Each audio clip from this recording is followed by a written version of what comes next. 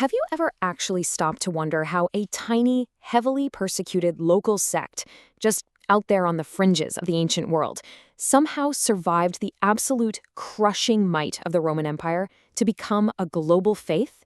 It's a massive question, right? Well, today we're diving into this incredible grand narrative.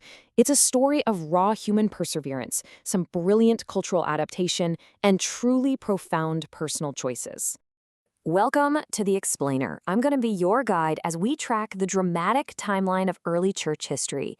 And look, we aren't just going to rattle off dry facts and dates here. We are going to dive deep into the very human struggles of these people. We'll follow the chronological progression of this faith, and as we do, you'll see exactly how this ancient past still addresses the big questions we ask today. Here's the roadmap for our explainer today. First, the Greco-Roman cradle. Second, the age of persecution. Third, Irenaeus and Orthodox unity. Fourth, Athanasius versus the empire. Fifth, Augustine and Rome's fall. And finally, number 6, a global faith emerges. All right, let's jump right in. Section 1, the Greco-Roman cradle, setting the stage for a new message. Think about the Roman Empire for a second. It boasted this vast, entirely unprecedented political unity.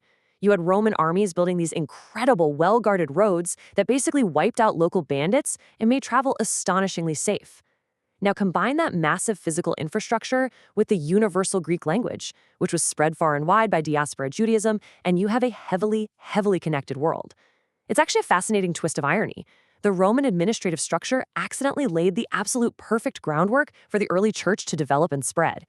But here's the thing. Despite that massive imperial geography, the early church didn't spread through, large organized evangelistic campaigns. It was entirely grassroots. The true missionaries were traveling traders, slaves, and just anonymous everyday believers sharing their faith in kitchens, in shops, in the local markets. And women played a profoundly important role here, actively shaping early church life and mission by leading right within their domestic spheres. This was a movement driven by regular people. Sometimes it was even spread by exiles condemned to work in the imperial mines. Which brings us to Section 2, the age of persecution, from protected sect to hunted minority. Those early believers quickly found themselves facing some incredibly dark realities. Roman emperors, we're talking guys like Nero, Trajan, and later Diocletian, they started seeing them not just as a strange new religion, but as a literal subversive threat to the state.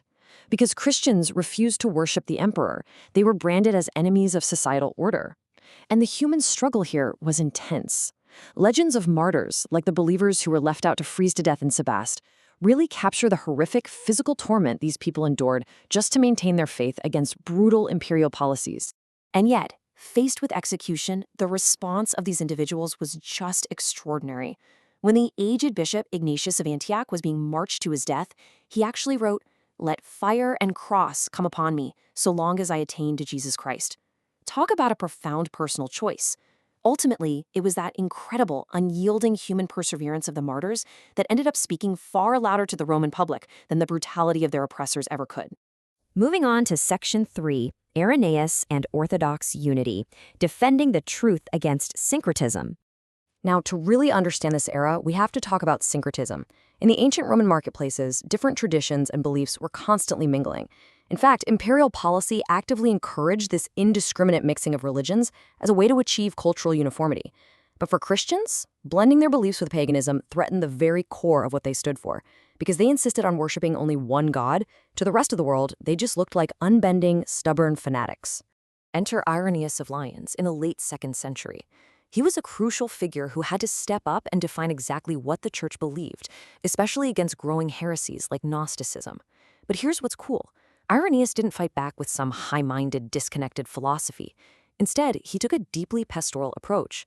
He framed history as this grand process where God is a loving shepherd, intentionally guiding a developing humanity toward maturity in eternal communion. He firmly anchored the Christian faith in the physical, historical realities of creation and the incarnation. If you look at the timeline, early believers experienced absolute chronological whiplash. Seriously, in 303 CE, they are suffering under Diocletian's great persecution, literally the worst they had ever seen. Yet, less than 10 years later, Emperor Constantine converts. In a blink, the persecuted minority is suddenly embraced by the empire itself, which set the stage for monumental unifications like the Council of Nicaea in 325 CE. Let's explore that shift in Section 4, Athanasius versus the Empire, defining the nature of salvation. In places like the Grand Church of St. Irene in Constantinople, intense political maneuvering violently collided with deep theological debate. With the emperor now directly involved, theological unity wasn't just about faith anymore. It was required for imperial stability. It was in these grand halls that the very nature of salvation was hammered out by the greatest minds of the early church. The biggest showdown of the era was between Athanasius and Arius. Arius argued that Christ was a lesser, created being. But Athanasius, whom his enemies mockingly called the Black Dwarf because of his short stature and dark complexion, stood fiercely against that idea. He argued that if humanity needed complete recreation, well, only the true divine creator incarnate could actually achieve that. Despite facing constant exile, Athanasius's unyielding defense of the Incarnation fundamentally shaped the global understanding of the Christian faith forever. Which brings us to Section 5, Augustine and Rome's Fall, a personal and imperial collapse. Behind all that sweeping theology, there was a deeply human story. Augustine of Hippo was this brilliant mind, yet he was completely tormented by the problem of evil and his own moral failings.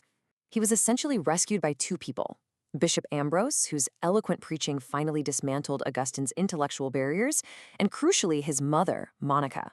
Her relentless prayers and spiritual guidance highlight, yet again, the truly monumental contributions of women in shaping church history. Then in 410 CE, the unthinkable happened. The eternal city of Rome was sacked. People were reeling. Many actually blamed Christianity, claiming that Rome was being punished for abandoning its ancient gods. In response, Augustine sat down and wrote his absolute masterpiece, The City of God. He was forced to rethink the entire relationship between the eternal church and these crumbling human empires, and in doing so, he offered a terrified generation a brand new framework for hope. Augustine taught that there are essentially two social orders mingling throughout history. First, the earthly city. It's built on the love of self, which makes it temporary and destined to wither, even a massive power like Rome. And second, the city of God, which is built on the love of God, making it eternal and enduring. He comforted his terrified generation by explaining that human empires, they're just passing vehicles. The true foundation of their faith could never be sacked or destroyed. And you know, this ancient theological framework still heavily influences modern religious interpretations of politics and society today. Finally, Section 6, a global faith emerges, beyond the borders of the empire. Geographic expansion meant shifting from a Mediterranean-centric religion to a truly universal faith. Through trade, travel, and yes, even slavery, the message pushed far beyond Roman borders. You had missionaries like St. Patrick taking the faith to Ireland, completely bypassing the barbarian invasions of Europe, while others pushed deep into Russia and all the way over to India. The real secret to this global success was their brilliant cultural adaptation. These early missionaries didn't just export Roman culture, they actively navigated and adopted their message to reach people in incredibly diverse local environments. By translating their sacred texts into local languages, like the Gothic Gospels translated by Ulfila, they proved this wasn't just a religion for the elite citizens of Rome. It was a universal truth accessible to every single culture and tongue. So, look how far we've come. We've traveled 400 years, going from a hunted local sect to a massive global faith, entirely driven by remarkable human perseverance. But history isn't just about the past, is it? It always addresses our current questions. When you look at your own modern traditions or your hopes for the future, ask yourself, whose earthly empire are you building? And what truly eternal things will survive when the empires around us inevitably fall? Take that thought with you. Thank you for joining me on this explainer, and keep learning.